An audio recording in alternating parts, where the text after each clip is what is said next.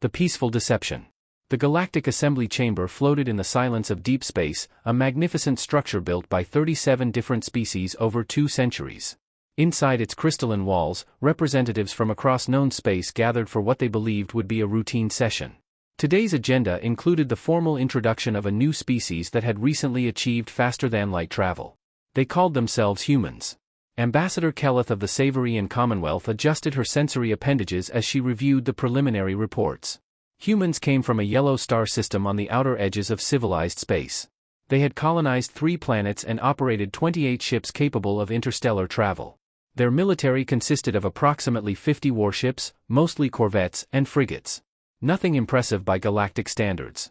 The human delegation entered through the main portal. They were bipedal creatures, average in height, with soft skin and no natural armor or weapons. Their leader, Ambassador Marcus Wright, wore simple clothing in dark colors. He carried no weapons, displayed no aggression, and his face showed what the translation systems interpreted as friendly curiosity.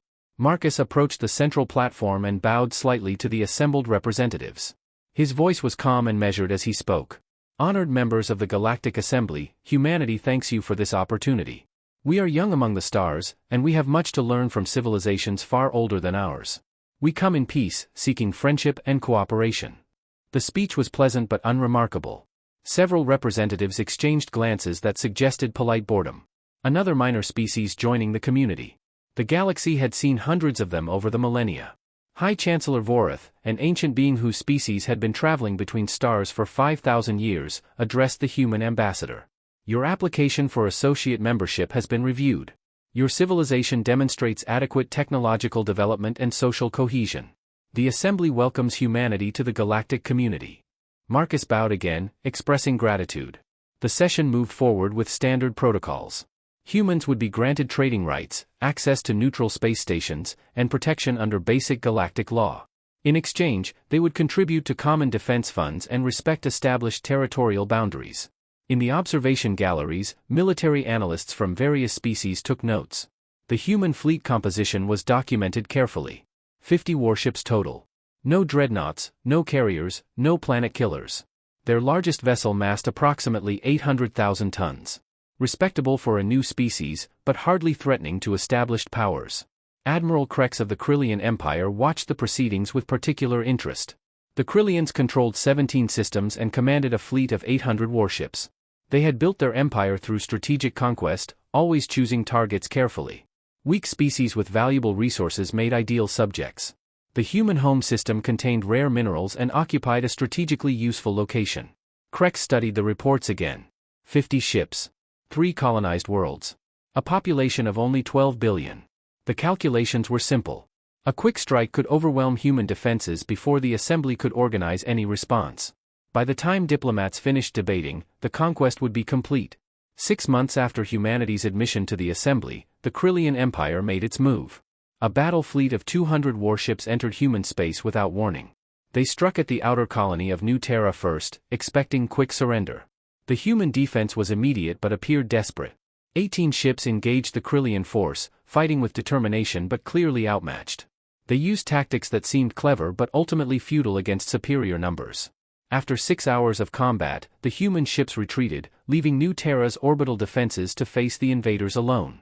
News of the attack spread across the galaxy within hours. The Assembly convened an emergency session. Representatives from dozens of species expressed outrage at the unprovoked aggression, but their words carried little weight. The Krillian Empire was powerful, and humanity was not. Military intervention seemed unlikely. Ambassador Marcus Wright addressed the Assembly again, but his demeanor had changed. The friendly curiosity was gone, replaced by something harder to define.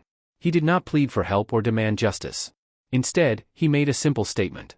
The Krillian Empire has chosen violence. Humanity acknowledges this choice. We will respond appropriately. The word seemed strange to many delegates.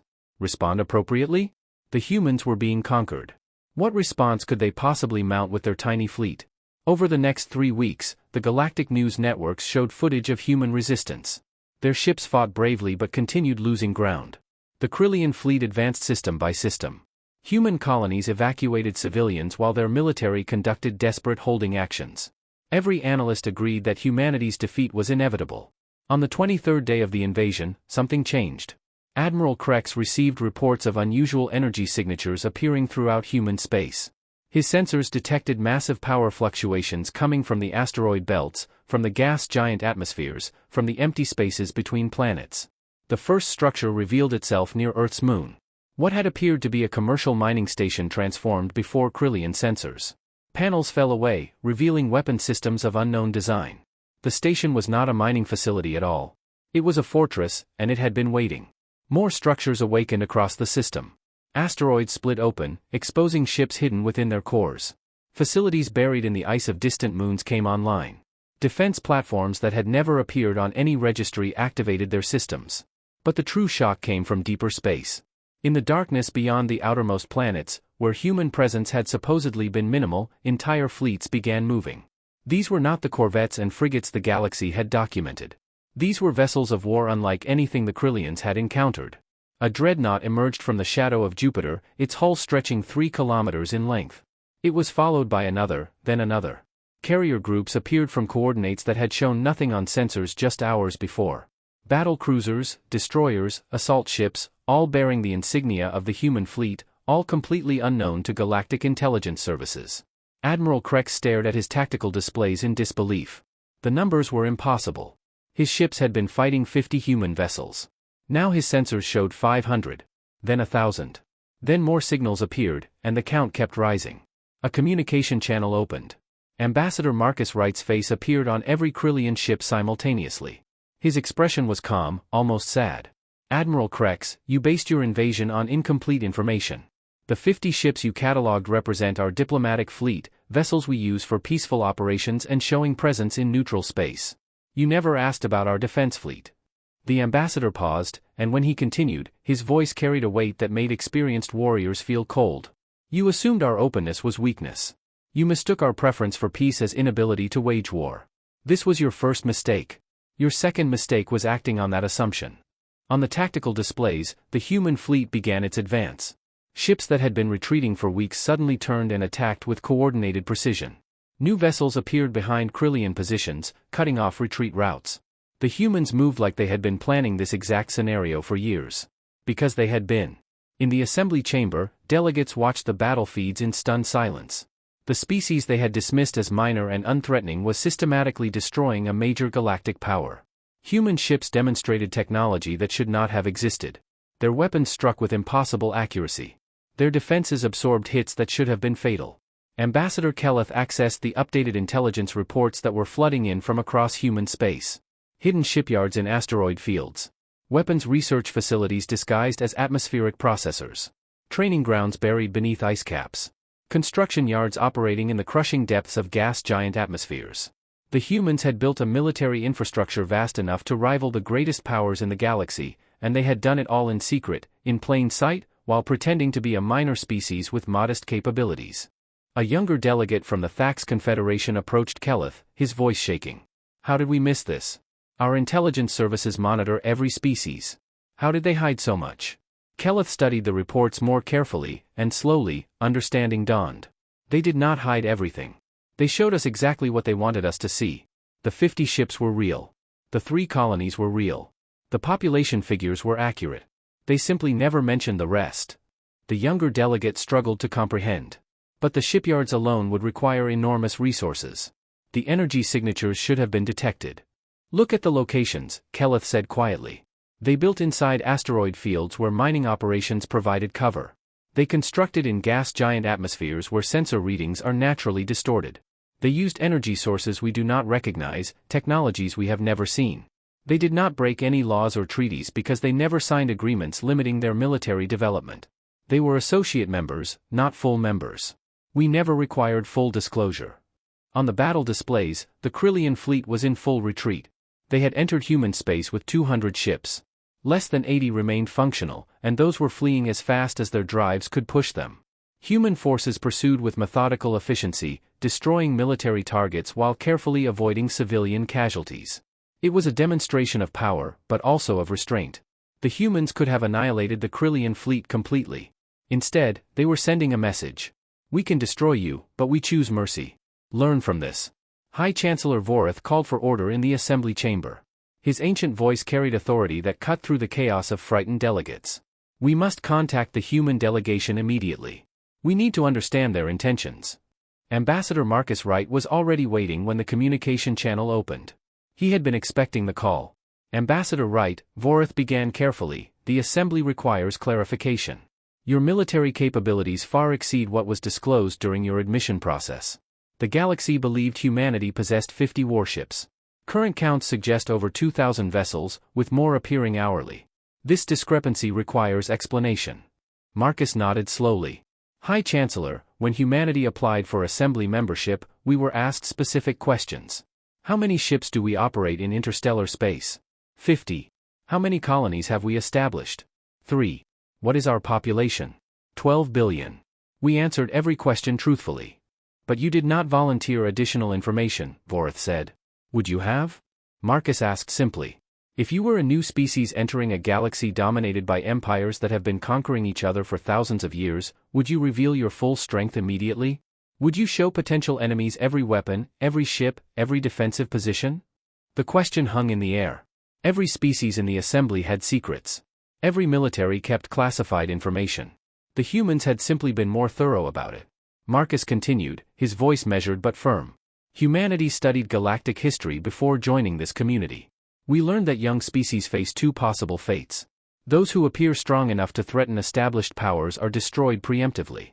Those who appear too weak are conquered and absorbed. We chose a third option. We would appear modest, peaceful, and cooperative. We would be exactly what we claimed to be, diplomatic and friendly. But we would also be prepared for species like the Krillians, who see peace as weakness and diplomacy as opportunity for conquest." The Assembly chamber was silent. Every delegate understood the implications. If humanity had hidden this much military power, what else might they have concealed? What other secrets were waiting in the darkness of their star systems? A signal came through from the battle zone. The last Krillian ships were crossing back into their own territory, damaged and defeated. Human forces stopped at the border, not pursuing into Krillian space. The message was clear. "We will defend ourselves absolutely, but we are not conquerors." Ambassador Kelleth spoke, her voice thoughtful. "Ambassador Wright, the question every species in this chamber is now asking is simple. What are humanity's true military capabilities? How many ships do you actually possess?" Marcus smiled, and there was something in that expression that made veteran warriors uncomfortable. "I appreciate the question, Ambassador Kelleth. But surely you understand that I cannot answer it completely. What I can tell you is this: the forces you have seen represent our rapid response fleet, vessels kept in a state of readiness for immediate deployment. They are designed to respond to threats like the Krillian invasion within hours." He paused, letting the implication sink in. "As for our total military capacity, I will say only that we believe in thorough preparation. Humanity learned long ago that hope is not a strategy. Peace must be backed by the capability to enforce it. We will continue to be peaceful neighbors and honest trading partners. But we will also continue to be prepared for those who choose violence." The communication ended, leaving the Assembly to contemplate a new reality. The galaxy had changed. A species everyone had dismissed as minor had revealed itself as a major power. But unlike most major powers in galactic history, humanity seemed genuinely uninterested in conquest or expansion. They simply wanted to be left alone. And they had built an arsenal vast enough to ensure that anyone who refused to leave them alone would regret that decision. In the weeks that followed, intelligence services from across the galaxy worked frantically to reassess human capabilities. But the more they looked, the less certain they became. How many ships did humanity truly possess? How advanced was their technology? What other surprises were hidden in their systems? The answer, they were beginning to realize, was unknowable. Because humanity had learned the greatest military secret in the galaxy: uncertainty is the strongest deterrent. Let potential enemies wonder. Let them calculate and recalculate, always uncertain, always doubting whether they had enough force to win. The Krillian Empire sued for peace within a month. The terms were harsh but not crippling. Reparations would be paid. Borders would be respected. Military buildups near human space would be forbidden. And most importantly, the Krillian military would be reduced and monitored. The galaxy watched and learned. Humanity could be defeated, perhaps, but the cost would be catastrophic. Better to have them as friends than enemies. Better to trade than fight. Better to cooperate than conquer. Ambassador Marcus Wright stood before the Assembly one final time during that crisis period. Humanity thanks the Assembly for its patience during this difficult time. We regret that violence was necessary, but we do not regret being prepared for it. We look forward to peaceful relations with all species who approach us with honest intentions." As he left the chamber, delegates from dozens of species began lining up to request trade negotiations, defensive pacts, and technology exchanges. The minor species that everyone had ignored was now the most sought-after partner in the galaxy. And somewhere in the depths of human space, in facilities that still did not appear on any registry, work continued on projects that would not be revealed for years or decades. Because humanity had learned its lesson well. Always be prepared. Never show all your strength. And make certain that anyone who threatens you understands one simple truth: what they can see is only the beginning. The galaxy would spend generations trying to determine humanity's full military capacity. They would never find a complete answer. And that uncertainty would keep the peace more effectively than any treaty or alliance ever could. The Awakening of Titans. The morning after the Krillian retreat, sensors across 12 different star systems detected something unprecedented. Energy signatures were appearing in locations that had registered as empty space for decades. Not just a few signals, but hundreds, then thousands. The Galactic Assembly's monitoring stations struggled to catalog them all. In the Tixer system, a routine patrol vessel detected massive gravitational distortions near the outer ice belt.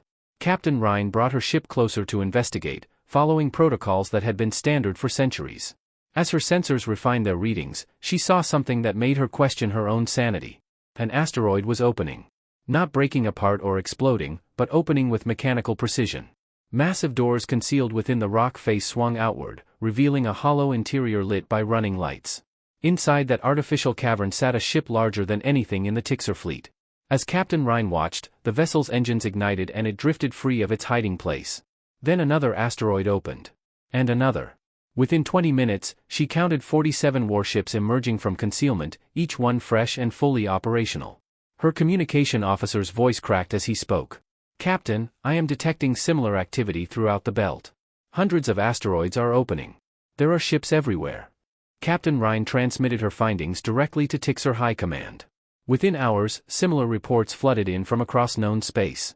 The humans had not been hiding ships in a few locations. They had been hiding them everywhere. In the Saturn system, human engineers finally allowed external observers to witness what they had built.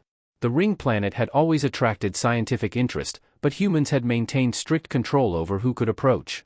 Now, with the secret revealed, they opened their facilities to inspection.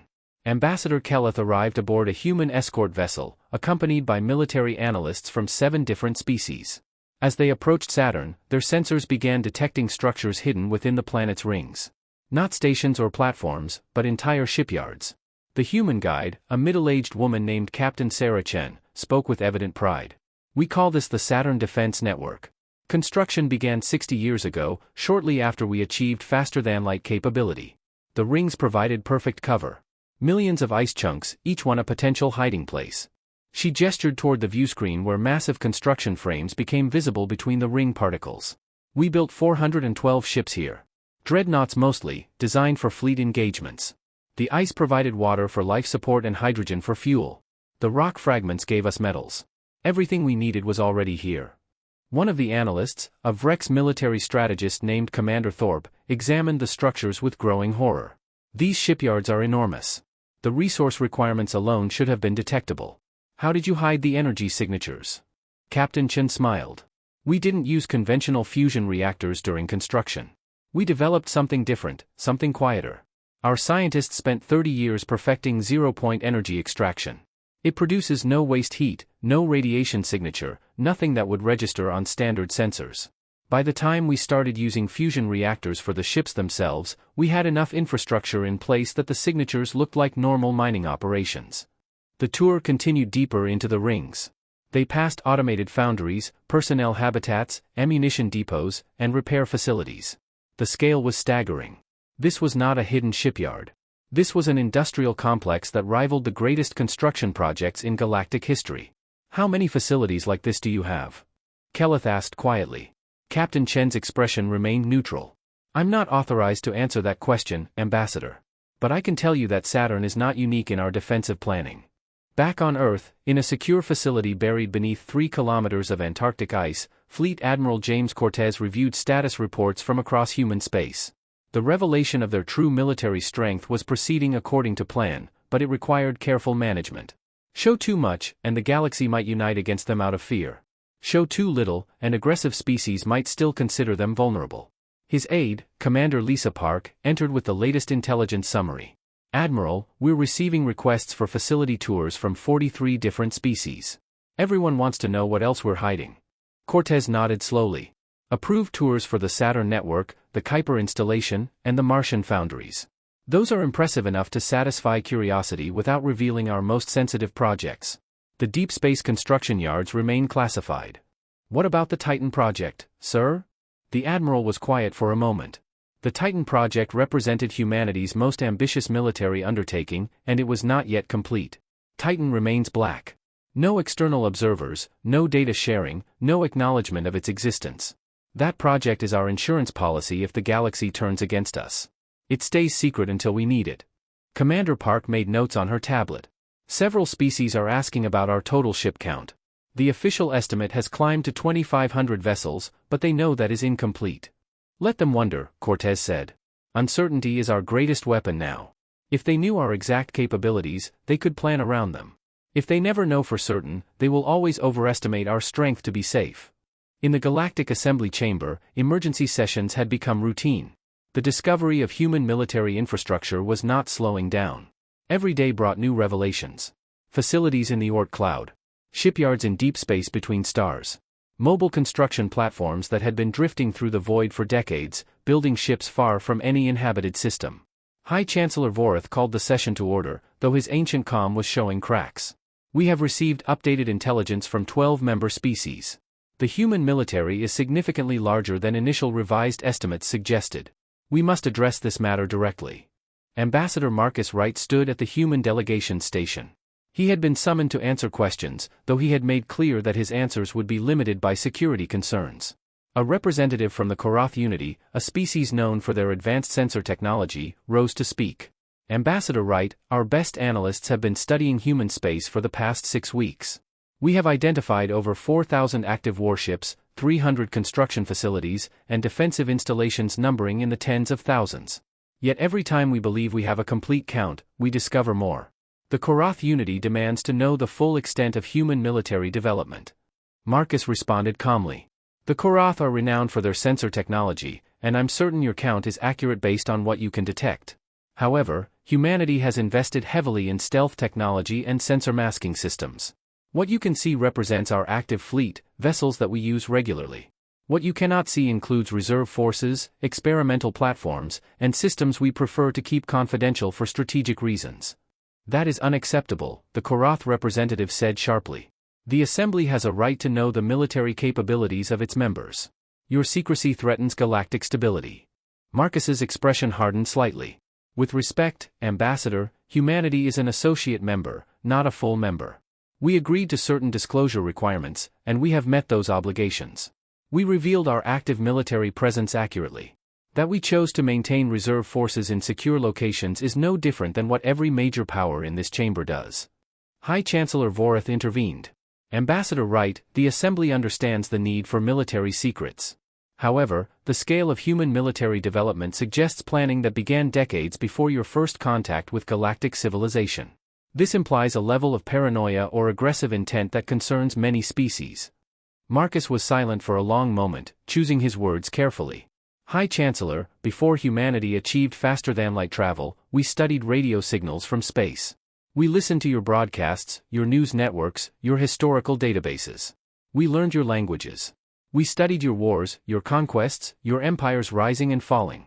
We saw a galaxy where the strong dominated the weak, where peaceful species were absorbed or destroyed, where military power determined survival. He paused, looking around the chamber at representatives from species that had all, at some point in their history, conquered others. What would you have done in our position? We were alone, primitive by galactic standards, about to step into a universe full of empires that had been fighting for millennia. We made a choice. We would join your community with a smile and open hands, but we would also be ready if those hands were met with weapons instead of friendship. The chamber was silent. Every species present understood that logic because they had all faced similar calculations at some point in their history. Admiral Krex of the Krillian Empire, now a defeated military commander attending the assembly under the terms of his species' surrender, spoke from his assigned station. His voice carried the weight of hard-earned wisdom. The humans planned for the worst while hoping for the best. It is a strategy my people should have employed. Instead, we saw weakness where there was only patience. We saw opportunity where there was only a trap waiting to be sprung. He looked directly at Marcus. Ambassador, I have reviewed the battle data from our invasion. Your forces could have destroyed my fleet completely in the first engagement. You had weapons positioned that could have eliminated us before we reached New Terra. Yet you allowed us to advance, allowed us to believe we were winning. Why? Marcus met his gaze. Because we needed the galaxy to see what happens when someone attacks humanity. We needed every species in this chamber to watch and learn. If we had destroyed your fleet immediately, some would have dismissed it as luck or attributed it to secret weapons. By letting you advance, letting you commit fully, we demonstrated not just our strength but our strategic depth. We wanted everyone to understand that we are prepared, patient, and capable. The implications settled over the assembly like a cold wind. The humans had not simply defended themselves. They had orchestrated a demonstration, using the Krillian invasion as an object lesson for the entire galaxy. A delegate from the Shen Collective, a peaceful species that had survived through diplomacy rather than military strength, asked a question that many were thinking. Ambassador Wright, if your military is so powerful, why do you continue with this pretense of seeking peace? You could conquer half the galaxy with the forces you have revealed. Why do you not simply take what you want? Marcus smiled sadly. Because conquest is expensive, delegate. Not just in resources and lives, but in spirit. My species has a long history of empire building, and we learned painful lessons from it. Empires require constant military presence to maintain. They breed resentment that festers across generations. They turn neighbors into enemies and allies into subjects. The cost of holding territory eventually exceeds the value of that territory. He gestured around the chamber. We could conquer, yes. We could probably subjugate a dozen species before the rest united against us. And then we would spend centuries fighting rebellions, suppressing resistance, and watching our own people become the monsters we built our military to defend against. We have read that story before in our own history. We know how it ends. So what do you want? The Shen delegate asked. Trade, Marcus said simply. Technology exchange. Cultural interaction. We want to learn from species older than us. We want to share what we have discovered. We want to build relationships based on mutual benefit rather than coercion. We built our military to ensure we would have the choice to remain peaceful. Without strength, peace is just submission. With strength, peace becomes a choice we can make freely. The session continued for hours, but the tone had shifted. The fear remained, but it was now balanced with understanding.